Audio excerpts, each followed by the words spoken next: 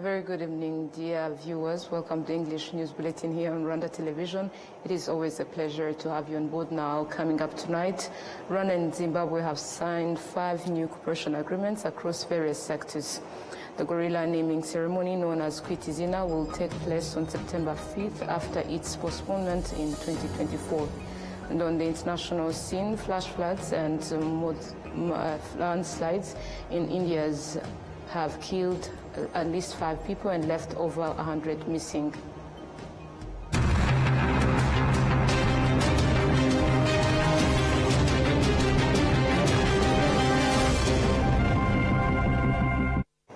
My name is Olive Nete. Thank you for making time for us to be with us on the English News Bulletin.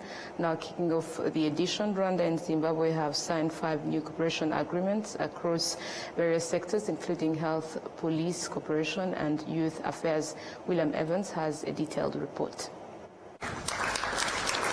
The agreements were signed by the 2 countries' respective ministers of foreign affairs and cover collaboration in health, police cooperation, youth affairs, energy, and customs information exchange.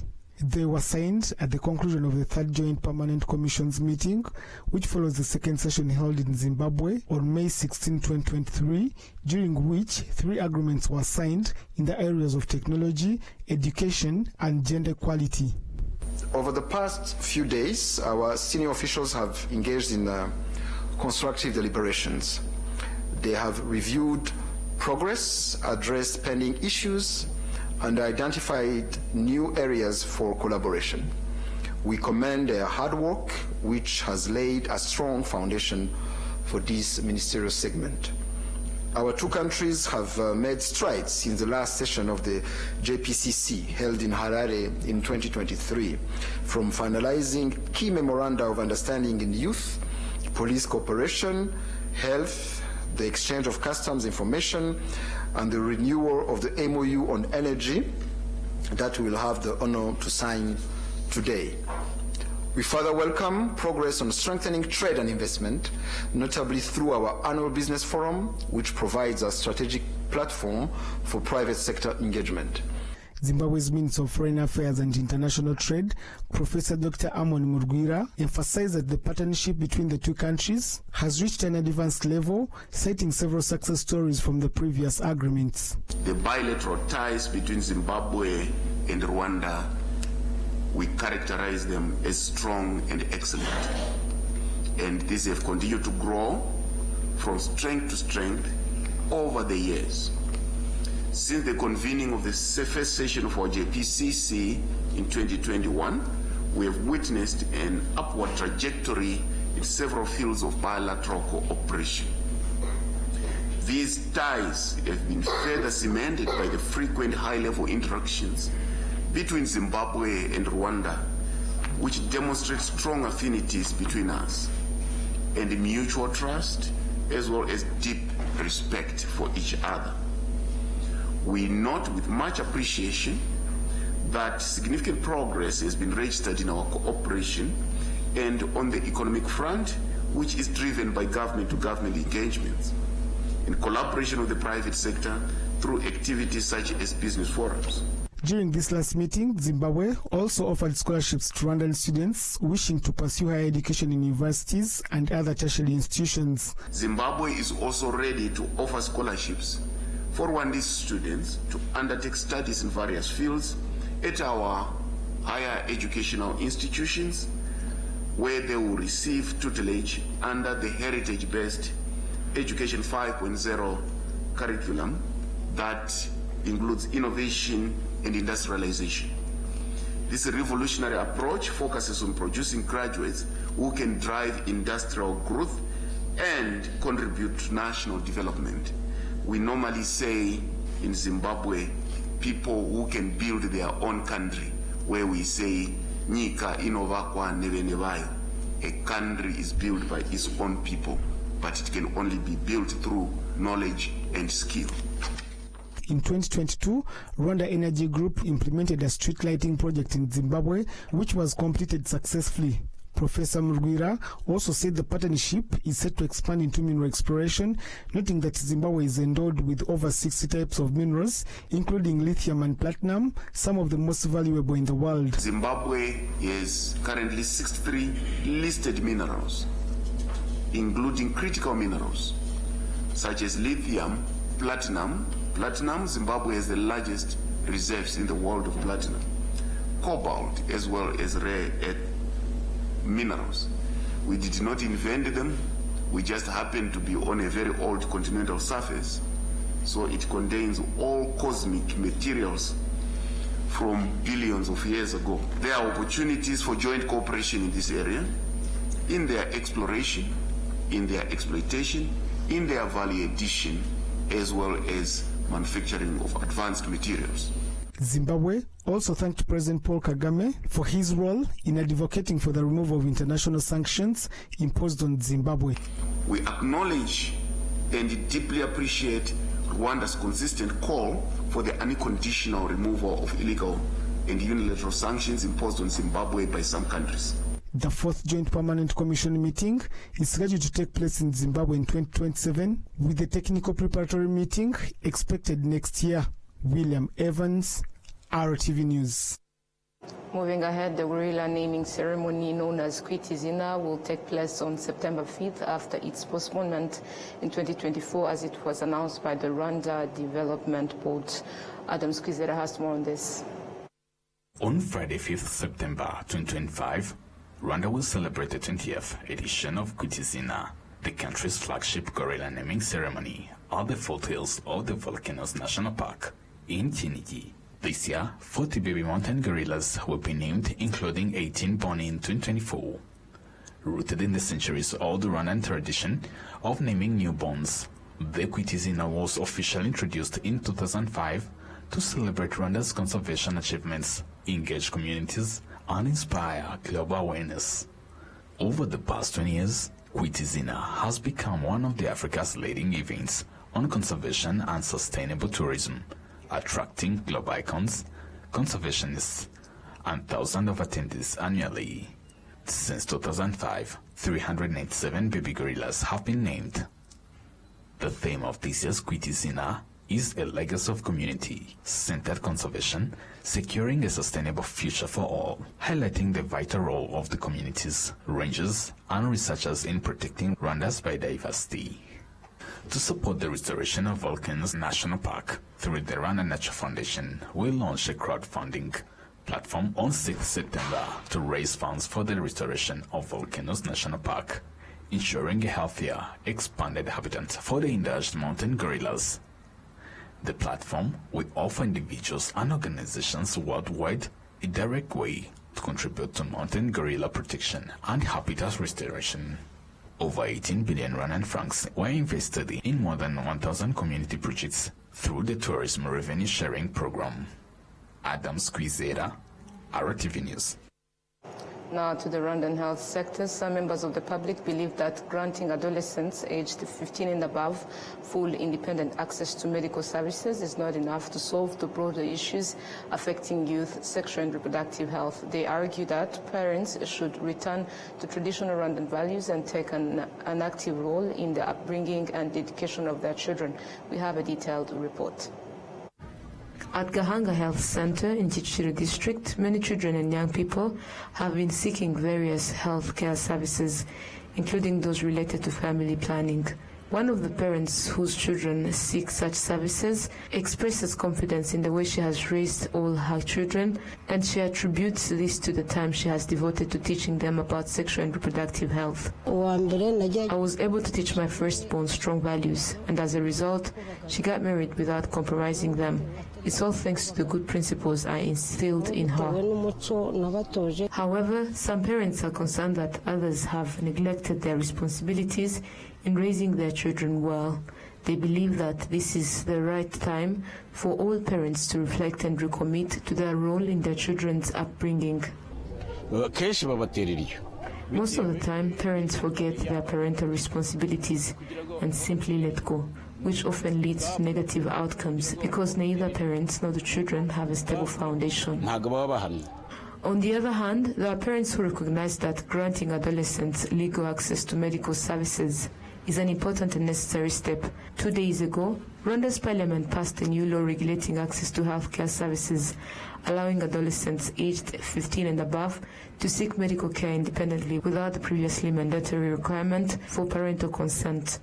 According to Dr. Ivan Wutera, the state minister in the Ministry of Health, the previous system had critical shortcomings that contributed to the increasing rate of teenage pregnancies. In which we are seeing actually a lot of issues because the lack of access to those services was causing a lot of health and social risk to the teenagers.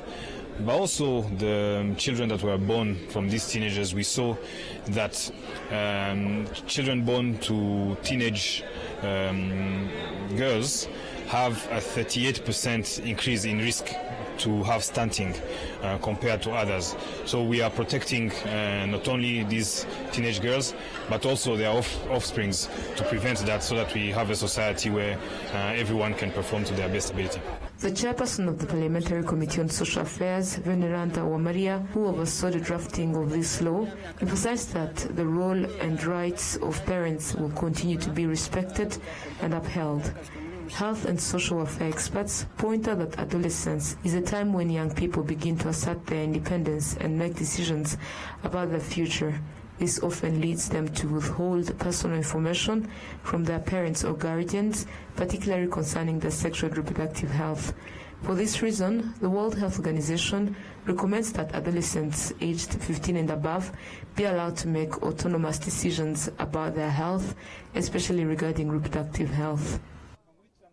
Going ahead, the Ministry of Infrastructure has clarified that some members of the public misunderstood the recent announcement regarding the temporary suspension of special building permits, as well as how those who had already received such permits should proceed. We also have a detailed report.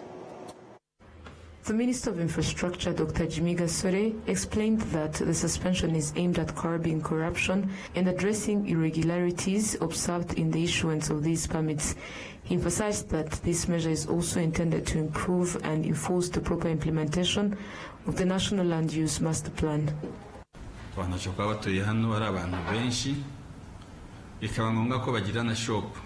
In some areas, even if many people live there, it may become necessary to have certain services available nearby, such as a small shop to buy bread or a barber shop. That's where the exception came from. Someone could make a special request and be granted permission to build infrastructure that doesn't necessarily match the area's designated purpose based on the specific needs of that location. This was being allowed, but during our inspections, we discovered that the exception was no longer being applied as intended. Instead, it was being misused in a way that undermined the original master plan. Residential zones were being used for other purposes, such as commercial businesses, hotels, restaurants, liquor stores, and bars. As a result, the main goals of the master plan were being lost. That's why we made the decision to stop the process. It was escalating quickly, with many people investing in developments that didn't align with the plan. Stopping it doesn't mean residents in a given area will no longer have access to essential services like schools or other shared facilities. We paused the process temporarily to create clear guidelines. Once these guidelines are in place, we will resume granting special permits, by this time in strict accordance with the established rules.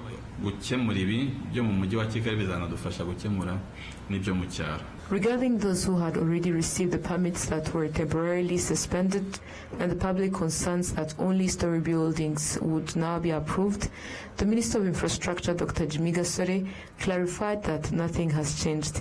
He emphasized that the objective remains to ensure proper implementation of the Land Use Master Plan. For those who have already received building permits, we will continue to monitor their implementation. Every decision requires a transition period, and it's during that transition that we assess how to move forward. As policymakers, our focus is on sustainable long-term outcomes. What is happening now may not have immediate consequences, but it will have significant impacts in the years to come. The National Land Use Master Plan defines how land is allocated for various purposes, such as housing, industry, tourism, agriculture, and livestock. Any development within these zones will require authorization from the appropriate regulatory bodies. The suspended process is expected to resume in 2 months, following the establishment of new streamlined guidelines. To other matters, to continue building a community of accountants with strong values, a sense of responsibility and the ability to face current challenges, the Institute of Certified Public Accountants of Rwanda has launched the 2025 Annual Accountants Practitioners Forum. This forum, organized by ICPAR, aims to reinforce professional ethics, accountability, and quality control in the work of accounting professionals. Participants highlighted the significance of the forum in their profession, noting that it will greatly benefit their work. The Managing Director of DPC and Associates Limited, Devendra Pratap Singh, also emphasized the value and relevance of the forum's content. Like one of the mandatory events for practitioners, services. Though I'm not there, but I'm learning a lot out of this event and what is happening latest in the profession. And we professionals must keep ourselves to learn relevant to the profession and complying as well to the professional standards and what's happening in the world and the professional domain. The CEO of ICPAR, Amin Miramago, explained the reason behind organizing this forum and emphasized how it will help participants integrate technology more effectively into their work. The forum, which started today, is expected to last for 3 days and has brought together 95 professional accountants from various institutions across Rwanda. To the mining sector, drones are being used to investigate crimes related to illegal mining activities and quarry operations. Over just 2 days, drones identified 35 individuals engaged in illegal mineral extraction and other activities causing environmental damage, all within just 2 sectors of Muhanga district, where the operation was part of a broader public awareness campaign to prevent illegal mining. The Rwanda Investigation Bureau is increasingly using drones to monitor activities in mining sites, especially those that are hard to access, to gather evidence that can be used to prosecute individuals involved in illegal mining. Drones also help reveal how even licensed miners sometimes contribute to environmental degradation. During a meeting between the Muhanga district officials and the Rwanda Investigation Bureau and the Rwanda Mines, Petroleum and Gas Board, drone footage was presented showing illegal activities in mining areas, and the videos revealed attempts by some miners to hide, unaware that certain drones are equipped with stealth technology. Participants in the meeting agreed that illegal mining is a serious problem. Not only does it harm the environment, but it also leads to loss of life for many involved. Kayitare Jacqueline, the mayor of Muhanga district, pointed out that licensed miners are often accused of buying minerals extracted illegally, although they denied the accusations, claiming that illegal mining also negatively affects their own operations. All involved institutions committed to strengthening collaboration and information sharing to prevent illegal mining. However, the focus should not only be on local miners being pushed into these activities. The Rwanda Investigation Bureau was urged to investigate those who exploit them and also track down where the illegally mined minerals are being sold and who is buying them. Using drones will further help the Rwanda Investigation Bureau collect credible evidence, especially since the lack of evidence has in the past led to some suspects being acquitted in court. Still on local matters, as climate change intensifies, people with disabilities are urging the government to prioritize their inclusion in environmental planning, citing ongoing challenges from being left out of decision-making processes. And this call was made during a regional symposium on disability and climate change underway in Rwanda. And Gladys has more on this story. This is a 2-day symposium that brings together stakeholders from government institutions, civil society, the private sector, and organizations advocating for the rights of persons with disabilities and environmental protection. They are sharing experiences and improving strategies for climate resilience, and emphasized that persons with disabilities need to be supported when it comes to infrastructure development initiated by governments. Dr. Beth Nasiforo Mukarwego, the chairperson of the National Union of Disability Organizations in Rwanda, said that Rwanda is continuing to prioritize programs that include persons with disabilities as part of efforts to address climate change. Climate crisis is not an equal opportunity threat. Persons with disabilities are proportionately affected by climate-related risk, whether it's during natural disaster, food insecurity caused by drought, or inaccessible emergency responses systems. Yet, too often, the voices and needs of persons with disabilities are overlooked in climate planning and disaster risk reduction strategies. Emmanuel Wijingo, the Director of Local Economic Development at the Ministry of Local Government, stated that in collaboration with various institutions, they have prioritized the interests of persons with disabilities through inclusive planning. The government of Rwanda also has adopted inclusive policies, strategies, and legal framework related to disability inclusion and environmental protection inclusives. And these policies and strategies, they need to be highly coordinated and effectively implemented to build resilience for persons with disabilities.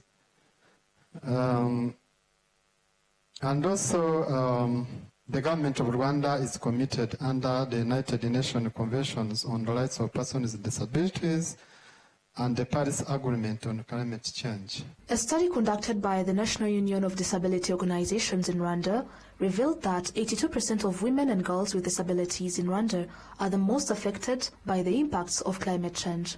These changes exacerbate their already vulnerable situation caused by disability, thus requiring them to receive specialized support.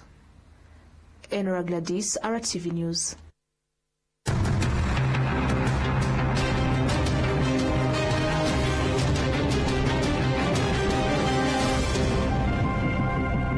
During life's moments, laying hoops,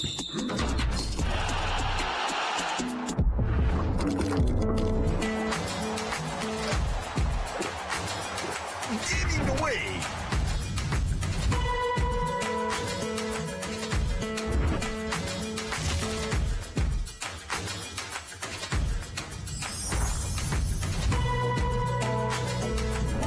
making moves,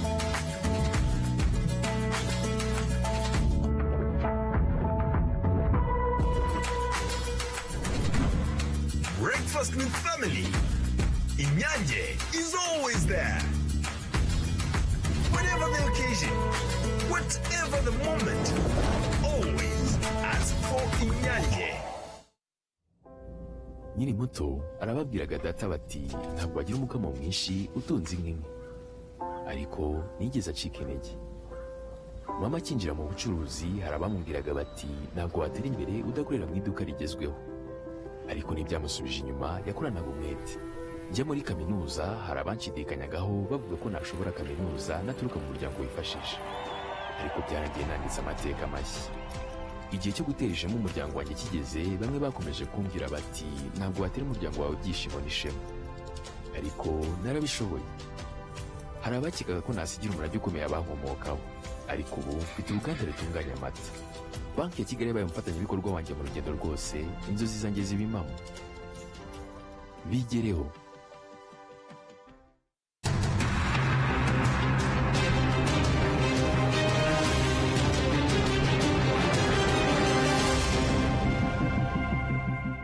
Welcome back. You're still watching RwandaTV News. Now to matters making headlines globally.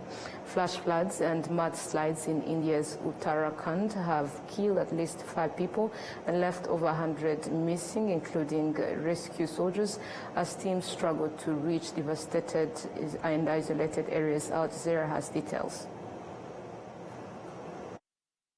Racing to find survivors in northern India after flash floods swept through the mountain villages in Uttarakhand state. Dozens of people are still missing, including soldiers who were part of the rescue operation. From the air, the scale of destruction is clear. The state's chief minister has visited areas inundated by water and debris. Around 130 people were rescued last night. The search operation continues unabated. Due to bad weather, road connectivity has been lost at various places and some bridges have been damaged, so it is getting hard to get in there.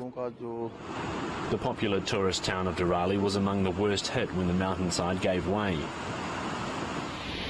On the ground, teams used zip lines over gushing waters where bridges once stood. And heavy machinery has been deployed to shift boulders blocking access. The state of Uttarakhand is in India's Himalayan region. It's seen similar disasters in recent years. Experts say it is becoming vulnerable to extreme weather patterns caused by climate change. Kaylee Callahan, Al Jazeera. Moving ahead, a massive wildfire sweeping southern France has destroyed an area larger than Paris, forcing evacuations and challenging nearly 2,000 firefighters battling with the blaze. Climate experts warn that rising temperatures and dry conditions are increasing fire risks in the region. Details with Al Jazeera. With lightning speed, the wildfire has devoured an area bigger than the city of Paris. Forests and villages alike have succumbed, with many more in its path. Residents and tourists forced to flee. In this corner of southwest France, houses have been reduced to smoking ruins. Many roads are closed, and despite the intense efforts of firefighters, conditions may well worsen before they improve. On the ground, you know, we've got almost 2,000 firefighters. That's 600 vehicles and a large aerial presence that you often hear above your heads. It's a very significant presence in total. In the area, we have at our disposal the maximum number of personnel and resources that we have in the south of France in its entirety. This blaze alone has already consumed as much land as was destroyed by wildfires in France in 2024, while more than doubling the destruction wrought in 2023. It is important to know that the risk of fire is greatest in the Mediterranean. In France, this is the hottest and the driest area of France. But with climate change, these fire risks are expected to become more significant during the summer. Much now will depend on wind direction, either slowing these flames or fanning them in multiple directions, as fire crews describe a disaster of unprecedented scale. Jonah Hull, Al Jazeera. Now to Libya. Libya's costly fuel subsidy system, criticized by the International Monetary Fund as one of the world's most inefficient, is draining billions from the national budget and fueling widespread smuggling, prompting the IMF to call for urgent reforms despite resistance from powerful armed groups. Out there once more. Fuel is heavily subsidized in Libya, and prices haven't changed much in more than 50 years. At less than 3 US cents a liter, it's the cheapest in the world, according to the International Monetary Fund. But that's led to wide-scale fuel smuggling and corruption. Libya has Africa's largest crude oil reserves, but it imports most of its fuel because local refineries cannot meet domestic demand. Last year, the government imported $9 billion of fuel. Authorities estimate more than 30% of the imported fuel is smuggled out of Libya, costing an estimated $3 billion a year. In a recent report, the IMF called on Libyan authorities to gradually phase out fuel subsidies and raise petrol prices to 60 cents a liter within 3 years, and instead compensate citizens with a monthly payment. Abu Bakr Drew is an economics professor. He says previous attempts for subsidy reform have failed because of a lack of trust. If citizens received guarantees from the government or future governments that they will receive cash compensation for the removal of the subsidies, and it will continue, they won't object and the reforms could work. Most people are with reforms in order to stop the smuggling. There are two smuggling markets, the local black market and the cross-border market. It's a huge burden on the government. Fuel smuggling is a lucrative business here. Powerful armed groups who benefit from it will likely oppose any reforms that threaten one of their sources of income, and that could potentially lead to violence. In western Libya, in cities near the Tunisian border, most petrol stations are closed. People fill up their cars on the side of the road at more than 3 times the official rate. Those who are lucky enough to find an open gas station wait in long lines. Residents have to line up for long hours to get petrol. I've been here for more than 2 hours. Then we hear they want to remove subsidies. Why? Make petrol available and give us something as an alternative, then remove the subsidy. Fuel subsidies account for more than a third of Libya's annual budget, yet most Libyans don't fully benefit. If there is an alternative to fuel subsidy, smuggling will end because at the moment our fuel goes to all neighboring countries. But we need to believe the government is honest and will actually give the money as compensation. Libya has been engulfed in conflict and political divisions for more than a decade. Less than 1% of its budget is spent on health and education development. The proposed reforms by the IMF could save authorities here billions of dollars a year. That money could be spent on improving facilities and development. But first, they'll need to build trust with the people. Malik Traina, Al Jazeera, Misrata. And this story brings us to the end of tonight's bulletin, but before we leave, a sneak peek of the edition. Rwanda and Zimbabwe have signed 5 new cooperation agreements across various sectors. The gorilla naming ceremony, known as Kwitizina, will take place on September 5th after its postponement in 2024. And on the international scene, flash floods and mudslides in India's Uttarakhand have killed at least 5 people and left over 100 missing.